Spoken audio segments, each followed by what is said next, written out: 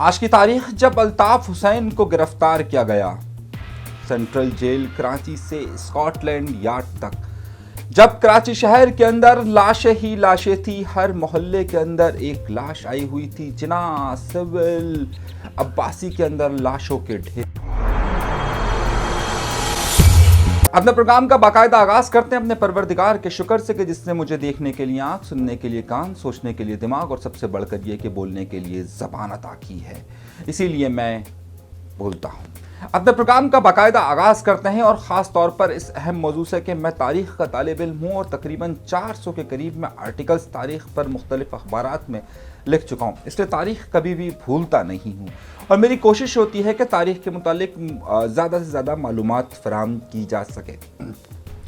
आज का दिन यानी कि 31 अक्टूबर और 1 नवंबर, ये 2 दिन कराची की सियासत के लिए और पूरे सिंध की सियासत नहीं बल्कि पूरे पाकिस्तान की सियासत के लिए इंतहाई अहमियत के हामिल हैं। MKM मुत्तहिदा कौमी मूवमेंट या कराची के शहरी या हैदराबाद के शहरी या सिंध के शहरी या पाकिस्तान के शहरी हो सकता है ये तारीख भूल चुके हों, लेकिन मुझे ये तारीख बहुत अच्छी तरीके से याद है। 31 अक्टूबर और 1 नवंबर की दरमियानी शब थी कि जब अल्ताफ हुसैन को घगर फाटक के पास से गिरफ्तार कर लिया गया। उसके बाद से कराची शहर के हालात क्या रहे और उसी की बाइस जो है वो बाद में कस्बा, इसी साल दिसंबर के अंदर कस्बा कॉलोनी का वाक़या भी रोनुमा हुआ। आइए ज़रा सा गुफ्तगू को बताता हूँ आपको कि हालात क्या थे और क्या हुआ। तारीख़ के तालिब इल्म की हैसियत से ये वाक़यात याद रहना बहुत ज़्यादा ज़रूरी है, चाहे उसके जो बराह रास्त मुतासिर थे या जिन्होंने उस पर सियासत की वो उसे भूल चुके हों। गुफ्तगू का आगाज़ करते हैं। कराची शहर में तनाव की कैफियत पहले ही मौजूद थी। बुशरा ज़ैदी केस को हुए ज़्यादा वक्त नहीं हुआ था और MKM अपने उरूज की तरफ जा रही थी। मुत्तहिदा कौमी मूवमेंट या जो उस वक्त महाजिर कौमी मूवमेंट के सरबराह थे अल्ताफ हुसैन, उनका पीक वक्त था। उनके साथ इर्द गिर्द उस वक्त तमाम लोग मौजूद थे कि जिसमें इमरान फारूक, आज़म तारेक, तमाम लोग उनके साथ इस वक्त मौजूद थे और कराची के अंदर इनका तकरीबन मुकम्मल होल्ड हो चुका था। ये साल है सन 1986। साल 1986 में 31 अक्टूबर के दिन, उस वक्त 31 अक्टूबर के दिन जिस वक्त मैं प्रोग्राम रिकॉर्ड करवा रहा हूं उस वक्त 31 अक्टूबर है। शायद इसे हम जो है वो अपलोड करें 1 नवंबर को। 31 अक्टूबर का दिन इंतहाई अहमियत का हामिल था। उस दिन अल्ताफ हुसैन साहब ने और MKM जो उस वक्त महाजिर कौमी मूवमेंट हुआ करती थी, उन्होंने ये फैसला किया था कि वो हैदराबाद के पक्का किला के अंदर जलसा करेंगे। हैदराबाद के अंदर मुकम्मल इंतजाम किए गए थे और इस हवाले से काफ़ी प्रमोशन भी की गई थी, लेकिन कराची शहर के अंदर उस वक्त तनाव की कैफियत मौजूद थी, ख़ास तौर पर मुख्तलिफ आबादियों के दरमियान, जिसमें उर्दू बोलने वाले और पश्तून बोलने वाले दोनों शामिल हैं। 31 अक्टूबर से चंद दिन पहले, मेरे ख्याल से गालिबन 3 या 4 दिन पहले, MKM के वफ्द को एक टेलीफोन कॉल मौसूल हुई और उनसे ये कहा गया क्योंकि आपकी पश्तून आबादियों के साथ ज़रा से ताल्लुकात ख़राब हैं, तो हमें ये शक है कि कहीं पश्तून आबादियों और जो आपका जलसा है 31 अक्टूबर का, उसके दौरान कोई हंगामा आराई ना हो जाए, तो इसलिए चलिए उनके साथ बैठ कर कुछ गुफ्तो शनीद हो सके। बहरहाल वो गुफ्तो शनीद हुई भी थी। कुछ लोग इस ज़राए की इतला भी देते हैं कि इस बारे में इतला भी देते हैं कि वो हुई थी, लेकिन हुआ ये कि उस वक्त कराची शहर के अंदर बहरहाल एक तनाव की कैफियत मौजूद थी। 31 अक्टूबर के जलसे की मुकम्मल तैयारी की जा रही थी। उस ज़माने में कराची शहर के अंदर बड़े बड़े पोस्टर्स लगाए जाते थे, वो लगे हुए थे। चॉकिंग हुई थी कि चलो चलो हैदराबाद चलो, पक्का किला चलो, उस तरह की चॉकिंग हुई थी। हैदराबाद पूरे के अंदर चॉकिंग हुई थी। अच्छा, उस वक्त क्योंकि कम्युनिकेशन का सिस्टम इतना मजबूत नहीं होता था, इंटरनेट की सहूलियात होती नहीं थी, टेलीफोन भी जो है वो बहुत कम लोगों के पास मैसर होता था और वो भी बगैर CLI का होता था। बहुत कम, पूरे मोहल्ले के अंदर शायद किसी के पास एक टेलीफोन मौजूद होता था। मोबाइल फ़ोन होते नहीं थे, तो ज़ाहिर है कम्युनिकेशन का बेहतर तरीका दीवारें ही हुआ करती थी। तो पूरे शहर के अंदर, पूरे सिंध के अंदर इस बारे में चॉकिंग हुई थी कि 31 अक्टूबर को पक्का किला चलो। और अल्ताफ हुसैन साहब और MKM का उस वक्त कराची के अंदर काफ़ी होल्ड हो चुका था। अब MKM की ख्वाहिश ये थी कि वह हैदराबाद के अंदर अल्ताफ हुसैन साहब का जलसा करे और उसके बाद पूरे जो वहाँ का माहौल है और जो वहाँ की महाजिर कम्युनिटी है, और जिसमें ख़ास तौर पर क्योंकि हैदराबाद और कराची के माहौल में थोड़ा सा फ़र्क था। हैदराबाद क्योंकि वहाँ पर आबादी मिक्स है, यानी यहाँ उर्दू बोलने वाले और सिंधी बोलने वाले दोनों मिक्स हैं, तो ज़ाहिर है वहाँ पर एक कशीदगी की कैफियत हमेशा से बरकरार रहे। अब हुआ ये कि काफ़िलों की रवानगी का सिलसिला शुरू होना था, लेकिन तनाव की कैफियत मौजूद थी। अल्ताफ़ हुसैन साहब और उनके चंद रुफ़का एक कार में बैठ कर वहाँ पर रवाना हो गए, और लेकिन यहाँ से जो काफ़िले रवा दवा हो रहे थे वो कुछ स्टॉप करते थे सोराब बोर्ड पर। आपको मालूम हुआ कि बाकी के काफ़िले कुछ आ जाएँ तो फिर साथ ही रवानगी हो। हैदराबाद के लिए निकलने के लिए अभी भी आपने देखा होगा सोराब बोर्ड पर जो बसेस होती हैं वो रुकती हैं और उसके बाद फिर आगे जाती है। अच्छा, ये तनाव की कैफियत मौजूद थी, और उस ज़माने में सोराब गोट के, अभी जो आपको सोराब गोट नज़र आता है उसके बनस्बत उस ज़माने में सोराब गोट के अंदर जो ज़्यादा कच्ची आबादी होती थी, झोपड़ियाँ होती थी, और वहाँ पर स्टॉप तो होता था, लेकिन ज़ाहिर है वहाँ पर मुख्तलिफ मंशियात के मामलात, और क्योंकि 1981 के बाद ख़ास तौर पर जब अफ़गान वॉर शुरू हुई थी उसके बाद से अफ़गान आबादियाँ जो वहाँ से यहाँ मुंतकिल हुई थी, उसके साथ साथ फिर आपको पता है बहुत सारा कल्चर भी आया था, और उस ज़माने में बहुत ज़्यादा जो अफ़गान महाजरीन हैं उनकी तादाद यहाँ पर कराची शहर के अंदर आई थी, और उनमें से अक्सरियत की का जो मेन पड़ाव था वो सोराब गोट ही था। तो बहुत सारे लोगों को खदशा ये था कि शायद हो सकता है कि सोराब बोर्ड के पास कोई तनाव की कैफियत ना पूछे, क्योंकि काफ़िले वहाँ पर रुकेंगे और रुकने के बाद कोई तनाव की कैफियत पैदा ना हो, लेकिन पुलिस ने उस हवाले से कोई इंतज़ाम नहीं किया हुआ था। खदशा सबको था, लेकिन इंतज़ाम किसी ने भी नहीं किया हुआ था। उस ज़माने के अखबारात इस बात की बहुत सारी निशानदेही भी करते हैं। अब हुआ ये कि एक तरफ अल्ताफ़ हुसैन साहब वहाँ पर पहुँच चुके थे और काफ़ी काफ़िले पहुँच चुके थे। वो काफ़िले के जो नेशनल हाईवे से यानी ठट्ठा वाले रास्ते से गए थे वो काफ़ी पहुँच चुके थे, जो हैदराबाद जो सुपर हाईवे को लिए हुए थे वो बहुत सारे काफ़िले पहुंच चुके थे, लेकिन कुछ काफ़िले पीछे रह गए थे।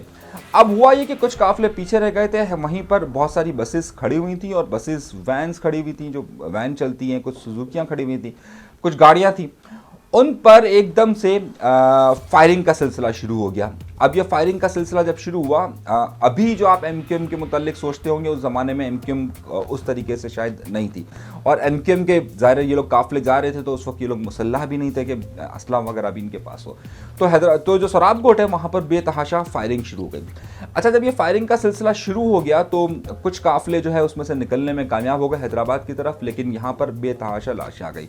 कुछ ज़राए जो अखबारात ने कोट किया उसमें तकरीबन 54 के करीब अफराद जो है वहाँ पर उस वक्त जहाँ हुए, जिसमें मुख्तलिफ हॉस्पिटल्स मुख्तलिफ जगहों पर पहुँचे।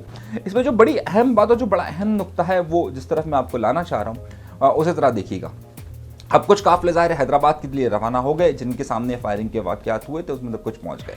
अब हैदराबाद में ज़ाहिर इंटरनेट फैसिलिटीज़ उस वक्त फ़ॉरेन टेक्नोलॉजी फ़ॉरेन वीडियो वगैरह तो थी नहीं, लेकिन हैदराबाद में जब ये काफ़िले पहुँचे वहाँ पर तो वहाँ पर एक तनाव की कैफियत पैदा हो गई। अब उस तनाव को कंट्रोल करना एक बहुत मुश्किल अमल था कि ज़ाहिर है अब वहाँ पर लोगों में चमक हुई पहुँच गई कि भाई बहुत सारे लोग मर गए। अच्छा, अफवाह बहुत ज़्यादा फैल गई कि हज़ारों के करीब लोग मर गए। अब सवाल ये था कि अब ज़ाहिर अल्ताफ़ हुसैन साहब की तकरीर थी, और अगर अल्ताफ़ हुसैन साहब अगर उसका जिक्र करते तो एक और ज़्यादा इश्तियाल फैल जाता। बहरहाल क्योंकि उनको बता दिया गया था, पूरा लाखों के करीब लोग, लाख सवा लाख के करीब, बल्कि उससे ज़ायद एमक्यूएम का दावा उससे ज़ायद का है, लेकिन जो अंदाज़ा है वो तकरीबन 80,000 90,000 के करीब लोग उस वक्त वहाँ पर मौजूद थे, लेकिन एमक्यूएम कहती है कि तकरीबन 3-4 लाख लोग मौजूद थे। खैर, अच्छा, अब जब वहाँ पर अल्ताफ़ हुसैन साहब की तकरीर का वक्त शुरू हुआ तो अब वहाँ पर पहले ही चमगोइयाँ शुरू हो चुकी थी। अल्ताफ़ हुसैन साहब ने इस बात को ये कहकर टाल दिया कि जनाब वो अभी हमारे पास इतलात आ रही हैं, अभी हमारे पास क्योंकि कंफर्म इतलात नहीं है तो इसलिए हम कोई भी फ़ैसला नहीं कर सकते हैं। लेकिन कराची शहर के अंदर तनाव बहुत ज़्यादा बढ़ चुका था। हैदराबाद में वहाँ पर जलसा हो रहा था, कराची शहर में जब मोहल्लों में इलाकों में जब लाशें पहुँचना शुरू हुई तो तनाव की कैफियत पैदा हो गई, और ये तनाव क्योंकि बुशरा ज़ैदी केस के बाद से मुसलसल कराची की मुख्तलिफ़ कम्यूनिटीज़ के दरमियान चल रहा था, तो उसमें फिर यह खदशा हो गया कि कहीं अब बलवा ना हो जाए। अच्छा, इस बात को जहन में रखिएगा कि उस ज़माने में ज़्यादा फायरिंग के वाक़यात या मतलब टारगेट किलिंग के वाक़यात से ज़्यादा बलवे होते थे। बलवे का मतलब ये था कि एक कम्युनिटी दूसरी कम्युनिटी के अगेंस्ट जो है वो आमने सामने आकर खड़ी हो जाती थी। अब वहाँ पर यह खदशा पैदा हो गया कि कहीं ये मामलात ना हो जाए, चीज़ों को कंट्रोल करना बहुत ज़्यादा मुश्किल हो गया। कराची शहर के अंदर पुलिस जगह जगह आ गई, कुछ इतलात के मुताबिक फ़ौज भी उस वक्त काफ़ी एक्टिव हो गई। अब हुआ ये कि अल्ताफ़ हुसैन साहब को कराची वापस आना था। अब वापस आना था, ज़ाहिर है सुपर हाईवे का वाक़या सबके सामने था। ये फैसला हुआ कि वो नेशनल हाईवे से आएंगे। अब नेशनल हाईवे के करीब से जब वो आ रहे थे तो नेशनल हाईवे ज़ाहिर है पाकिस्तान की उस वक्त की भी एजेंसी दूसरी तरीके से काम करती थी या सोचती, उन्हें घगर पाठक के पास से गिरफ्तार कर लिया गया। अच्छा, गगर पाठक के पास से गिरफ्तार कर लिया गया। अखबारात में, क्योंकि कल की खबर मतलब अखबारात ही होते थे, कोई और ज़रिया तो होता नहीं था, तो क्योंकि 31 अक्टूबर का वाक़या था और 31 अक्टूबर की खबरें जो अखबारात में लगी, वो अखबारात में जो लगी वो हैदराबाद जलसे की लगी और जो सोराब गोट का वाक़या हुआ है उसकी खबरें लगी, लेकिन अल्ताफ़ हुसैन साहब की गिरफ़्तारी की खबर नहीं आई। अच्छा, जब अल्ताफ़ हुसैन साहब ये खबर नहीं आई तो बहुत सारी चमगोइयाँ कराची शहर के अंदर शुरू हो गई कि अल्ताफ़ हुसैन साहब के साथ कोई वाक़या रूनुमा हो चुका है, वो ज़ख्मी हैं या वगैरह वगैरह वगैरह। अच्छा, उससे ज़्यादा बेचैनी फैलना शुरू हो गई, क्योंकि उस वक्त पैगाम रसानी के कोई और ज़राए तो होते नहीं थे। बहरहाल उन्हें गगर पाठक से जब गिरफ्तार किया गया तो गिरफ्तार करने के बाद पूरा दिन, यानी 1 नवंबर, जो आज 1 नवंबर ही आप जब प्रोग्राम देख रहे होंगे, तो उस वक्त पूरे शहर के अंदर, पूरे सिंध के अंदर एक तनाव की कैफियत थी, क्योंकि उस वक्त ज़ाहिर जज्बाती लोग, नौजवान जज्बाती, उस वक्त का जो उनका मोमेंटम था वो बहुत ज़्यादा बना हुआ था। अब उन्हें गिरफ्तार कर लिया गया। जब उन्हें गिरफ्तार कर लिया गया तो ज़ाहिर है पूरे एक तनाव की कैफियत फैल गई। अगले दिन फिर जब सुबह के अखबारात, यानी 2 नवंबर को अखबारात आए, तो उस वक्त पता चला कि अल्ताफ़ हुसैन साहब को गिरफ्तार कर लिया गया है। अच्छा, इन पर उस ज़माने में क्योंकि बलवे, जलाओ, घेराव और फायरिंग और कत्ल के दीगर उनके ऊपर मुकदमात को दर्ज किया गया। हैरत अंगेज तो अच्छा, उस वक्त क्योंकि एमक्यूएम का एक प्रेशर बिल्ड हो चुका था। एमक्यूएम पाकिस्तान उस वक्त सिंध के अर्बन एरियाज़ की मोस्ट पॉपुलर जमात थी और उस वक्त ज़ाहिर एमक्यूएम अपना मोमेंटम बना चुकी थी। एमक्यूएम अभी कोई बाकायदा इलेक्शंस नहीं जीती थी, लेकिन बहरहाल एमक्यूएम का अपना एक मजबूत नेटवर्क वहाँ पर कायम हो चुका था। अच्छा, ये 1 नवंबर से लेकर ये सिलसिला फिर चलता रहा और तनाव की कैफियत पैदा होती रही। अच्छा, इसमें फिर हालात बतदरीज ख़राब होते रहे और फिर दिसंबर में कस्बा और दीगर वाक़यात हुए, उसकी मैं तफसीलात आपको फिर कभी बताऊंगा। फिर उस ज़माने में ज़ाहिर ज़िया-उल हक़ का दौर था और बहुत सारे लोगों का बहुत सारे ख़यालात हैं, लेकिन मैं उस वक्त इस बहस में नहीं उलझना चाहता। ये 2 वाक़यात कराची की और सिंध की तारीख़ में बहुत अहमियत रखते हैं, ख़ास तौर पे सोराब कोट का वाक़या और फिर अल्ताफ़ हुसैन साहब की गिरफ़्तारी। इन 2 वाक़यात ने पूरे शहर की, पूरे सिंध की सियासत को मुकम्मल तौर पर तब्दील करके रख दिया। जो चेमागोइयाँ थी कि नहीं ये एक हवा का बुलबुला है जो बुशरा ज़ैदी के केस से आया है, अल्ताफ़ हुसैन साहब की गिरफ़्तारी ने और फिर बाद में उनकी रिहाई हुई 24 फरवरी सन 1987 को, यानी कि तकरीबन 4 माह बाद जब उनकी रिहाई हुई तो उस वक्त अल्ताफ़ हुसैन साहब यकीनी तौर पर एक बहुत बड़े लीडर बन चुके थे और जो एक चमगोइया थी कि जनाब ये तो बस हवा का बुलबुला ख़त्म हो जाएगा, फिर वो सिलसिला फिर आगे रहा। अल्ताफ़ हुसैन साहब की सियासत को अगर पाकिस्तान के अंदर देखा जाए 1978 से नहीं, बल्कि अगर आप 1984-86 से अगर आप सियासत को लीजिए तो अल्ताफ़ हुसैन साहब ने पाकिस्तान के अंदर करीबन कोई 1992 तक, यानी कि तकरीबन 8 साल के करीब जो है वो पाकिस्तान के अंदर रहकर सियासत की और उनका जो बकाया सियासत का सारा वक्त है, तकरीबन जो 29 साल या 30 साल का जो वक्त बनता है, उन्होंने बाहर गुजारा। अच्छा, इन वाक़यात की बुनियाद पर ही फिर बाकी सारे वाक़यात की कड़ियाँ जुड़ी हुई हैं, यानी उसके बाद का होने वाला उसके बाद कस्बा, अलीगढ़ और दीगर वाक़यात और उसके बाद मॉडल कॉलोनी के वाक़यात, फिर उसके साथ ही ये सारे वाक़यात जुड़े हुए हैं जिसके बुनियाद पर फिर बल्दियाती इलेक्शन में एमक्यूएम की कामयाबी, फिर जनरल इलेक्शन के अंदर कामयाबी। तो दर हकीकत ये 1 नवंबर, 31 अक्टूबर और 1 नवंबर के वाक़यात ने एमक्यूएम को और अल्ताफ़ हुसैन को पाकिस्तान की सियासत का एक वो नाम अता कर दिया कि जो कि बाद में तीन दहाइयों तक जो है वो अल्ताफ़ हुसैन साहब पाकिस्तान की तीसरी बड़ी जमात की नुमाइंदगी करते रहे। अच्छा, क्योंकि हमारे यहाँ पर तारीख़ को उस तरीके से पढ़ाया नहीं जाता या समझाया नहीं जाता, तो ज़ाहिर तारीख़ को समझने और तारीख़ को बताने के हवाले से, और फिर होता यह है कि जब हमारे नज़रियात बदल जाते हैं वक्त के हिसाब से, हमारे मफादात बदल जाते हैं, तो हम उन वाक़यात का जिक्र करना भी मुनासिब नहीं समझते। शायद इन वाक़यात का इस वक्त जो मौजूदा एमक्यूएम बहादुराबाद है वो अब इसका जिक्र नहीं करती, या पीएसपी जिक्र नहीं करती, या एमक्यूएम लंदन भी अब उसको उस तरीके से सेलिब्रेट नहीं करती। लेकिन हमारे तालिब इल्मों को जो तारीख़ से वाक़फ़ियत रखना चाहते हैं उनके लिए बात ज़रूरी है कि इन वाक़यात के बहुत ज़्यादा असरात मुरत्तब होते हैं। कुछ छोटे से इंसिडेंट्स होते हैं कि जो किसी भी सियासी जमात या नज़रिए को बाद में बहुत ज़्यादा मजबूती अता कर देते हैं। अल्ताफ़ हुसैन साहब का यहाँ जो ये गगर पाठक वाले से गिरफ्तारी हुई थी, ये सिलसिला फिर बाद में चलता हुआ अब लंदन और लंदन से फिर अब जो स्कॉटलैंड यार्ड से ज़ाहिर उनकी तहकीकात हो रही है, तो एक बड़ी लंबी कहानी है। अगर आप कड़ियों से कड़ियों को मिलाते जाएं तो आपको बहुत सारे सिलसिले आपस में मिलते हुए नज़र आएंगे कि अगर वो वाक़यात ना होते, उनकी गिरफ्तारी अगर उस वक्त ना होती और अगर सोराब गोट का वाक़या रोनुमा ना होता, तो शायद बाद में कस्बा कॉलोनी या दीगर वाक़यात रोनुमा ना होते।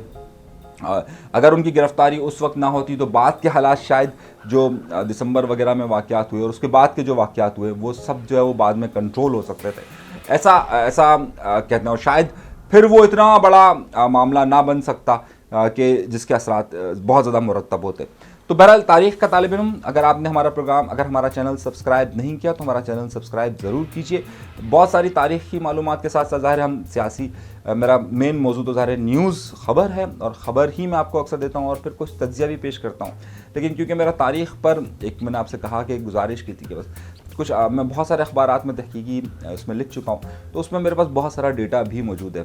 हो सकता है कि मैं आपको तारीख़ इसी चैनल पर हम बताएं या फिर हम किसी और चैनल का सहारा लेकर तारीख़ को वहाँ पर मुंतकिल करें, लेकिन खैर मुख्तसरन ये समेटते हैं। आज की तारीख 31 अक्टूबर और 1 नवंबर पाकिस्तान की सियासत के लिए एक इंतहाई अहम तारीख है। उस दिन अल्ताफ़ हुसैन साहब की गिरफ्तारी और सराहकोट के वाक़ये ने पूरी सियासी माहौल को बदल कर बल्कि उसको तेज़ कर दिया था। मैं मिसाल तो ज़ाहिर है दो अलग अलग ग्रुप हैं, लेकिन दो अलग अलग चीज़ें हैं। यही समझिए कि जिस तरीके से अब TLP की रिहाई के लिए जितने मामलात हो रहे हैं, शायद ये उससे भी उसी तरह के मामला जो है वो जब अल्ताफ़ हुसैन साहब को गिरफ़्तार कर लिया गया था तो ऐसी ही सिचुएशन कराची शहर के अंदर थी और फसादात का हर वक्त डर रहता था कि कब कहाँ क्या किस वक्त किस तरह से हो जाए, क्योंकि मेन लीडरशिप जेल के अंदर थी। बहरहाल बाद में उसको बहुत सारे लोगों ने ये कहा कि जनाब ये तो हम नहीं लड़ना चाहते थे, या पश्तून आबादी से बाद में अजमल खटक साहब और दीगर लोगों ने ये बयानात दिए कि खान वली खान ने कहा कि भाई ना ये हमारी तरफ से तसादुम की कैफियत नहीं थी, बल्कि कुछ लोग हमें लड़ाना चाहते हैं। फिर MQM अल्ताफ़ हुसैन साहब की तरफ से भी ये बयानात आया कि जनाब ये कुछ लोग हमें लड़ाना चाहते हैं। फिर उसमें बहुत सारे लोगों ने कॉलम्स भी लिखे कि नहीं ये जी ये किसी की साजिश थी कि लड़ते हैं। और बहरहाल उसके बाद कराची शहर में इन दो आबादियों, दो कम्यूनिटीज़ के दरमियान बहुत ज़्यादा अमन कायम रहा टिल 2008। फिर वो 2008 के बाद जो 12 मई का वाक़या हुआ उसके बाद की सूरत हाल एक मुख्तलिफ है। लेकिन तारीख़ को समझिए, तारीख़ को पढ़िए और तारीख़ को जानिए। आज का सिर्फ ये मकसद था कि आज के दिन को याद रखिए और आपकी समझ में आ जाएगा कि उस वक्त क्या वाक़यात हुए। अपना बहुत ज़्यादा ख्याल रखिएगा। हमारा चैनल सब्सक्राइब नहीं किया तो सब्सक्राइब ज़रूर कीजिएगा। अनीस मंसूरी को दीजिएगा इजाज़त। आपकी राय, आपके कमेंट का ज़रूर मुंतज़िर रहूँगा। अल्लाह ने के बाद।